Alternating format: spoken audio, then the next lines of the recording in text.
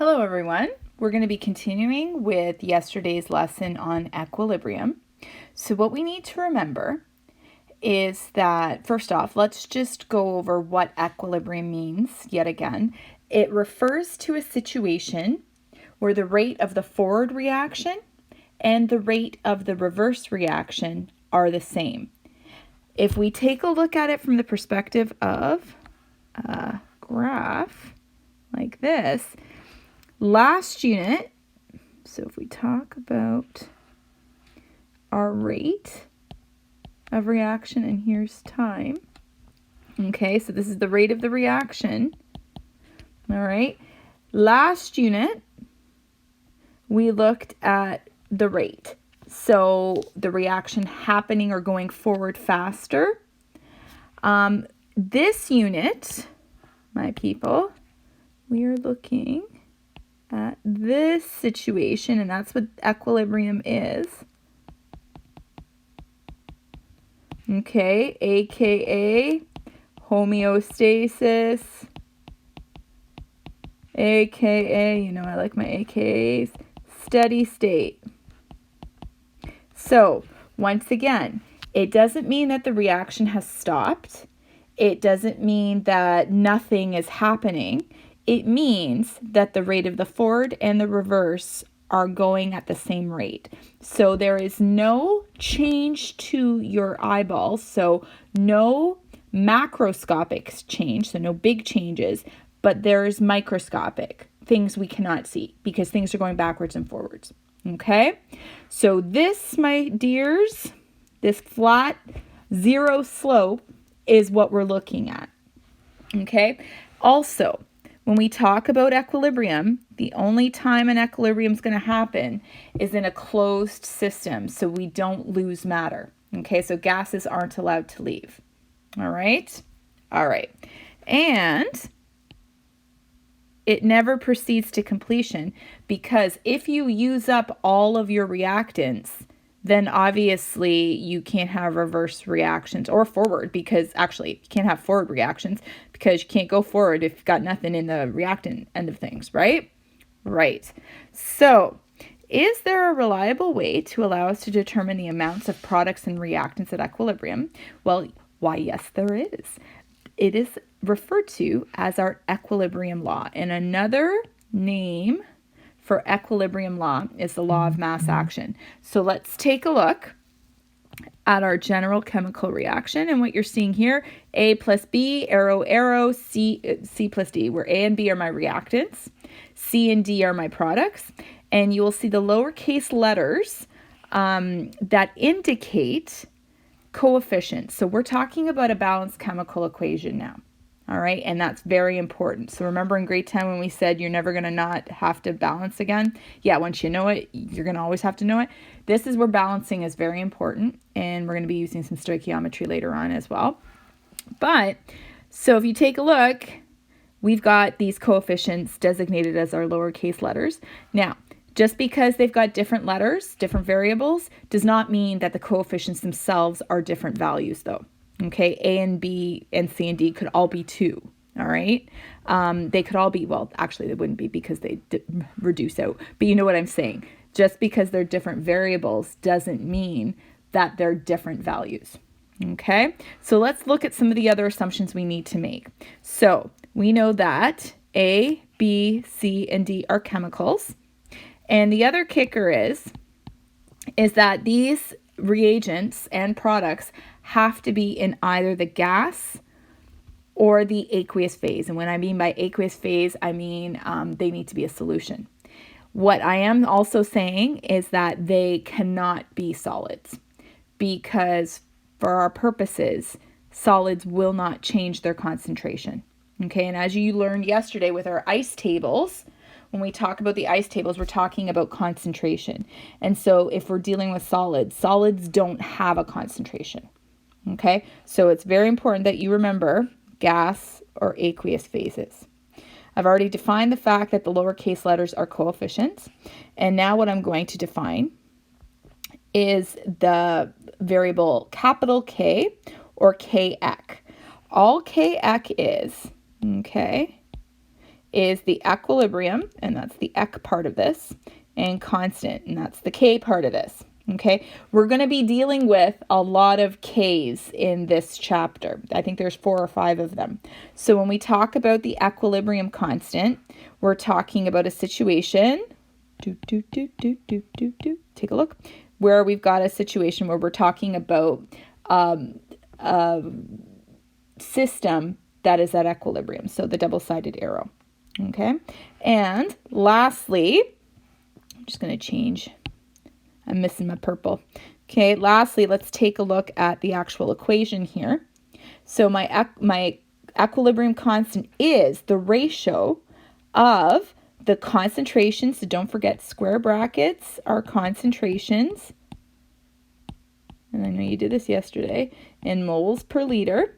Okay, so it's the concentrations of your products multiplied by each other to the exponent of their coefficient all over the concentrations of your reactants multiplied by each other with also the exponents of their coefficients.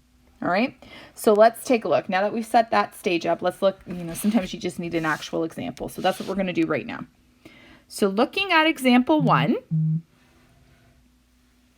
here's my system. Okay, here's the fact that we know that it's at equilibrium because we see the forward and reverse arrow. We see that I've got 1 mole of hydrogen gas and 1 mole of iodine gas as my reactants, and I am producing 2 moles of hydrogen iodide. Okay, when we do this question, we've done the experiment 3 times, starting with different scenarios. Okay, so let's take a look and let's read this. So these concentrations of my reactants are mixed in a 2-liter closed container, and they're allowed to react at 485, because don't forget from yesterday, we have to specify the temperature because our equilibrium constant, or any kind of constant, holds only at a specific temperature. So most of these questions will have a specific temperature in them. All right, so taking a look at the table, what we see is in experiment 1, we're starting with reactants. We do not have any products. See how it's 0? And so then once we get to equilibrium, we've got different concentrations. We've lost some of our reactants, which kind of makes sense. So you go from 2 moles to 0.442 moles in each of my reactants. As well, I've made product, which kind of makes sense too. Okay, and let's just take it from there for now. But before we do anything, let's figure out the equilibrium law expression for this reaction and all that means. And so kind of like back in grade 11, when I used to say to you, if you don't know how to even attack this question, at the very least, figure out the molar mass of your compound and you should get a mark. Same thing here. If you don't know how to attack one of these questions, at the very least, write down the equilibrium law expression and you're going to get a mark for the appropriate, provided that that's right, you'll get a mark. Okay, so let's take a look. So my Kec is, and don't forget, I'm just going to scooch up for 1 second. Don't forget, it's the products over the reactants to the exponents of each, or the exponents of whatever the coefficient of that reagent is. Okay, so now that we've got that, let's take a look here. Kec, and went too far. All right, so I'm going to put my product here. Concentration of a hydrogen iodide gas, and I'm going to put it squared because the exponent is 2 because the coefficient is 2. All right, all over, and you'll notice I'm putting in the gases for now because that's to remind us that it's important what state it's in. Remember, in these expressions, it can only be gaseous or aqueous. Okay. So you're going to notice that there is no exponent because the coefficient of each of my 2 reactants is 1. Don't mess yourself up. The subscript 2 has no impact because it's not a coefficient. All right, so this is our equilibrium law expression for this reaction. This is the stuff that we're going to plug into eventually. So on a quiz, test, whatever, you're going to get a mark for writing this down. And whatever you do, don't invert it. It happens all the time. I've had so many students on tests get all the theory right, but they've inverted it. They've put reactants over products, and then their answers are all wrong. So remember, it's products over reactants. Okay? So don't forget that. I'll even do a serious face there because that's a pretty serious thing. Okay? All right. Moving on to the next page. Ready? Steady? Let's do it. So now we're going to solve our expression for the 3 experiments. So what that means is we're going to figure out the value of Kx. It's a number. Okay? So when I plug it in, first things first. Oh, I forgot the gas. Forgive me.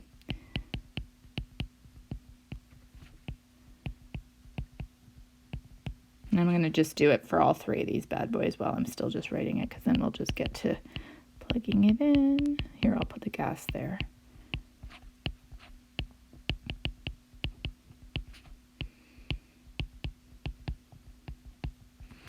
And I'll scooch it on up, do the same thing here.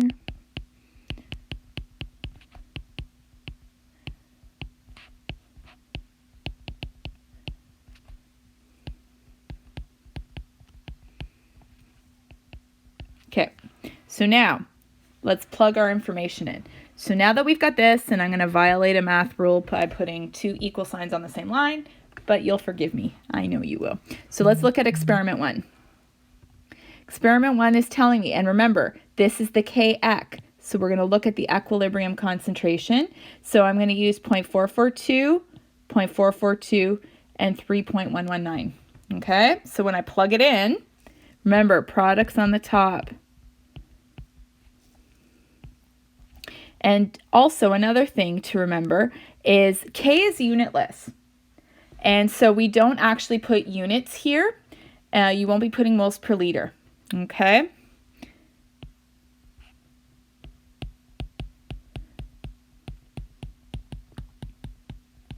And when we do the mathematique on our calculators, we get 49.8.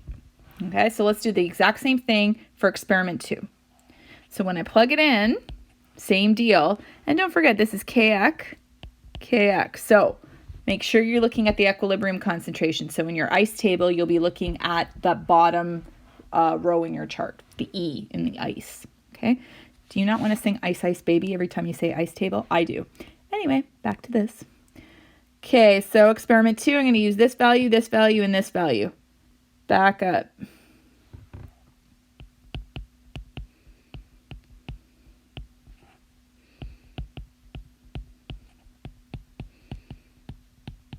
Okay, and so once again, with my mathematical skills from my calculator, 49.8. Last but not least, let's plug in the same, well, not the same values, the same columns, but under experiment 3. So, whoops, sorry about that. Let's just move on up here. So last but not least, 0.35, 0.45, and 2.80. Okay, and when I plug those in,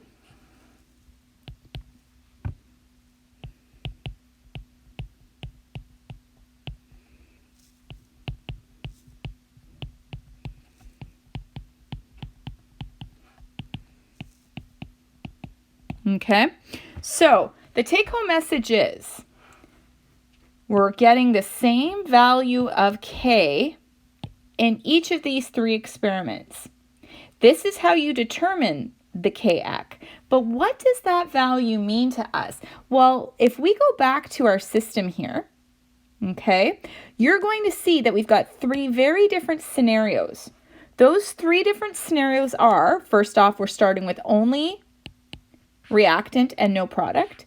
My second situation is when I have no reactant and only product, right? And thirdly, I've got a scenario where I have no initial hydrogen gas, but I've got iodine gas. I couldn't have a situation where like they could have nothing and not enough here. So 3 different scenarios. The fact that my Kx is the same number for all 3 experiments validates the fact that this is equilibrium. Okay? Nothing has gone to completion. It's a true equilibrium in a closed container because my 3 experiments yielded the same value. All right? Okay, and we'll later on, like give me a couple minutes and I'll tell you about what this number actually means, like numerically. Okay? So there's that.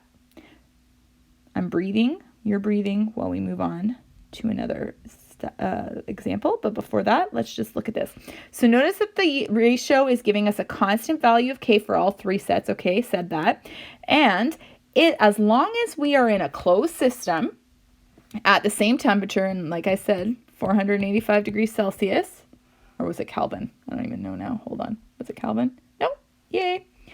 And they would yield that same value as long as we're talking closed system. Okay? So it's a constant. That's what that means. So, moving on to the theory. So if we take a look at our equilibrium law expression, we can use that products over reactants formula to predict amounts of reactants and products. So we're going to use it to solve for X eventually. All right. And so what we're going to see is that my products are always multiplied by one another in the numerator. And the reactants are always multiplied by one another in the denominator. Do not bungle it up, okay? It's the most common mistakes. Products over reactants. And don't forget your exponents, okay? So, coefficients in the balanced chemical equation are our exponents. Just said that. Concentration in the expression are the molar concentrations of the entities at equilibrium. Okay? My concentrations have to be in moles per liter, so be mindful of the volume of your system. Okay? And remember what I said, things are temperature sensitive, and we know that from the collision theory and rates of reaction. So we know that different temperatures mean different things. Okay? All right. So when we talk about the K for forward and reverse reactions, if we start taking a look at my forward versus my reverse, the equilibrium constant for these 2 scenarios will be reciprocals of each other. So when we talk about the forward, we're going to talk about K, and the reverse will be K prime. All right. So if I take a look here, what I'm going to do is I'm going to just write out my Kx. Okay. And if I'm going forward, I'm going forward. All right. So my product is going to be ammonia gas and squared because I've got a coefficient of 2 all over nitrogen gas and hydrogen gas. Okay.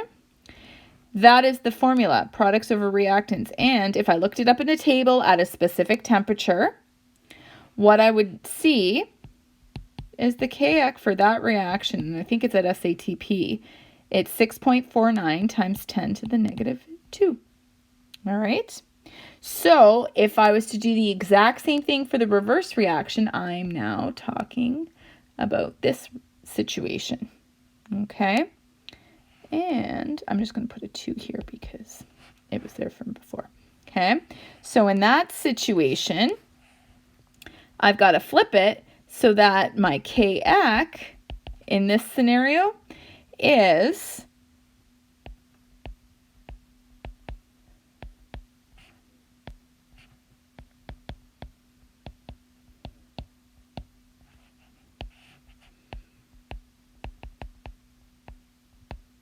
okay. And what we know in this situation is that the Kx for this reverse reaction is 15.4. So what we can say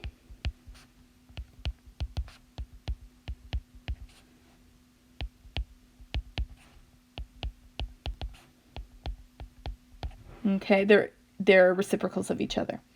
Okay? If you don't believe me, go ahead and do 1 divided by 6.49 times 10 to the negative 2 in your calculator, and guaranteed you're going to get 15.4. Alrighty? So, having said that, let's take a boo at the next page. So heterogeneous equilibria. So what does that mean? That means we're talking about two phases. What we've been talking about so far are homogeneous equilibria, so they're all in the same phase, all gaseous or all aqueous, okay?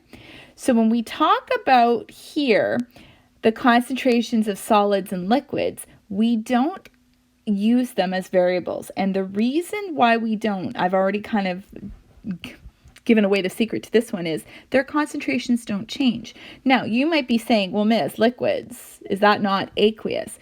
No, liquids are not aqueous, because aqueous means a solution, so something was dissolved in something else. When I'm talking about a liquid, I'm talking about a pure liquid. So the most common pure liquid we can think of is pure water.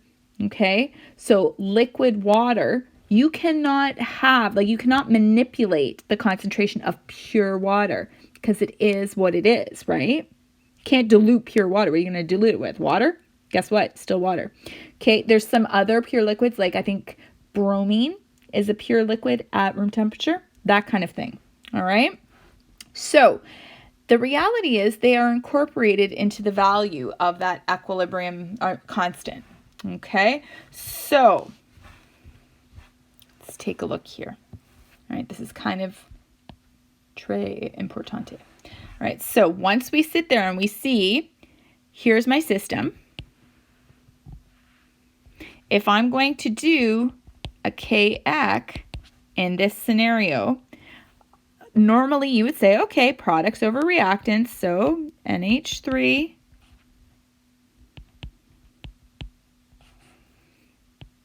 HCl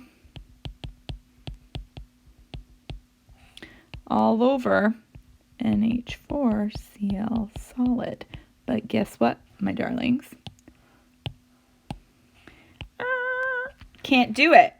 Solids and liquids are not included in the equilibrium constant because of what I just said. You cannot manipulate the concentration of a solid. If it is a pure substance, which ammonium chloride is, that's all there is ammonium chloride. You can't dilute it. It doesn't mix with anything else. Okay? So that's why. So ultimately, my Kx for this equation is only going to have a numerator.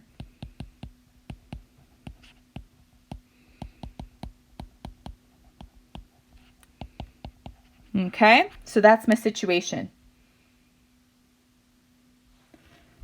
Moving on. And before I move on, I'm going to go back to purple. Reactions involving ions. So my ions in solution are considered to be individual entities because that's actually how they exist. So just to remind ourselves, like, I don't know, I'm just going to pick some random situation. Say I have AgCl and I make it into a solution. It's going to dissolve in water. And once that silver chloride stops being a solid and we dissolve it in water, my ions will separate, and that's how they stay, right? So if we talk about this, my equilibrium law expression is always going to be written with the net ionic form of reaction equations, and we're going to balance them. Okay, so let's actually put that into practice. All right, so we'll write the equilibrium law expression for the reaction of zinc and copper 2 chloride. No worries. Normally, if you were with me in person, I would make you guys do this on your own and then see if you could remember what grade 11 stuff we were doing. But alas, I'm going to have to do it. All right, so zinc and copper 2 chloride. So we've got solid zinc plus copper 2 chloride.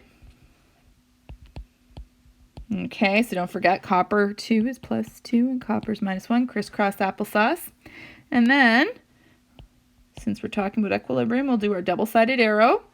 And it's going to be a single displacement. Now, normally at this stage of the game, we're not trying to mess with you and do a no reaction. But normally what you would do is look at your activity series and make sure that zinc is more reactive than copper. I'm going to tell you it is. So this reaction happens. The zinc displaces the copper. So copper will now be on his own. And you will have zinc chloride. And you would check to make sure that that's aqueous using your solubility chart. So then when we cancel out, and let's make sure we're balanced. 1 zinc, 1 copper, 2 chlorine, Yahoo Mountain Dew. That is all balanced. Let's see if we have anything else. No, good. Write a complete ionic equation, no problem. So don't forget, we're going to write our ionic equation for our aqueous solutions. So when we do that, zinc solid plus, remember, copper plus 2 aqueous. Remember this from grade 11. 2 chloride ions aqueous. So don't forget that 2, right? Arrow, arrow. Okay. Last, so this zinc. And as usual, I run out of room. All right. Okay, cancel like terms. Zinc solid, zinc ion, not the same thing. They don't cancel. Copper to aqueous, copper to solid, don't cancel, but lo and behold, arrivederci Roma. Okay, so my net ionic equation is zinc solid plus copper plus 2 aqueous.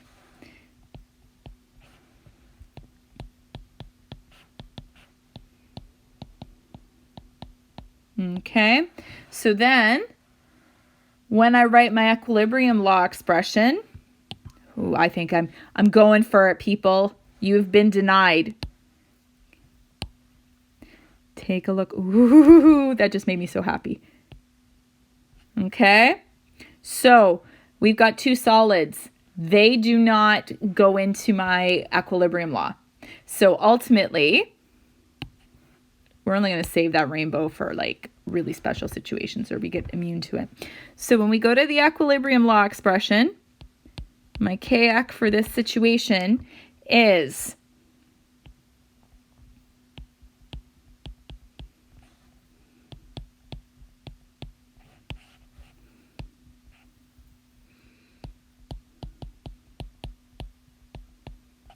and we already omitted the solids and the products. That was the rainbow part. So as you were, this is the end result. Okay. So lastly, I said that we were going to talk about the magnitude of K. So what does a value of like a Kx of being 150 versus a Kx of being like 1.5 times 10 to the negative 3 mean? So the difference is what does K really mean? Well, K or Kx tells me relatively how far did the reaction go forward, okay, when equilibrium was reached. So that means like how many products were made relative to my reactants used, and then we hit equilibrium. So if my K is much bigger than 1, okay, so I'm not talking about like 1.5 or even 5 or 6. If we sit there and think about that, that means it's pretty close to completion. So say I have a K of like 1.5 times 10 to the power 5, that means it pretty much is forward. It's a forward reaction, right? Like there's not many reactants left. If my K is around 1, that means it's a true equilibrium, okay? Like, actually, I don't like saying it like that, but let's just put it this way. If it's around 1, that means the concentrations in my reactants and products are pretty equal, okay? And that they're, it's a fair game, and it's going to be a very good equilibrium in that sense. Oops, what did I just do? Sorry about that. I hit the wrong button. Lastly, if it's super small, my K means that it hardly went forward at all, okay? It was not a very efficient reaction going forward before equilibrium. So we could say it's like an ineffective reaction and not successful reaction. I don't know what you want to call it, but ultimately you haven't made many products, okay? So that's what those K, like the amount of K, when you see a number, that's what they mean. All right. And as usual, ooh, should I bring out the rainbow for this? Nah. We'll save rainbow for fun and wow moments. What I want you to do is I want you to read section 7.2. Here are your homework questions, page 431, numbers 1 to 3, 434, numbers 1, and 436, numbers 1 to 3 and 5. Okay? I want you to know that I know you're all aware that we're not going to probably be seeing each other, but I do not want you to give up. If you're taking this course and you need it for next year, this is a great preparation for you. I don't even think we need to worry about the marks right now, guys. I just don't want you giving up on me, giving up on the class. We're going to keep teaching you, and we're going to keep doing the best we can in this situation, okay? So if there's anything that you need from either Miss Bona or myself, just ask us, okay? If you're confused, if there's something that you're just not understanding, know that this stuff will be first year. So we are here to help you.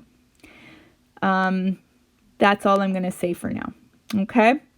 I'll talk to you soon, or I'll talk at you soon. Please contact either one of us if there's any help that you require. Okay? Take care, guys. It's supposed to be a really good weekend, so get some sun. Bye, everybody.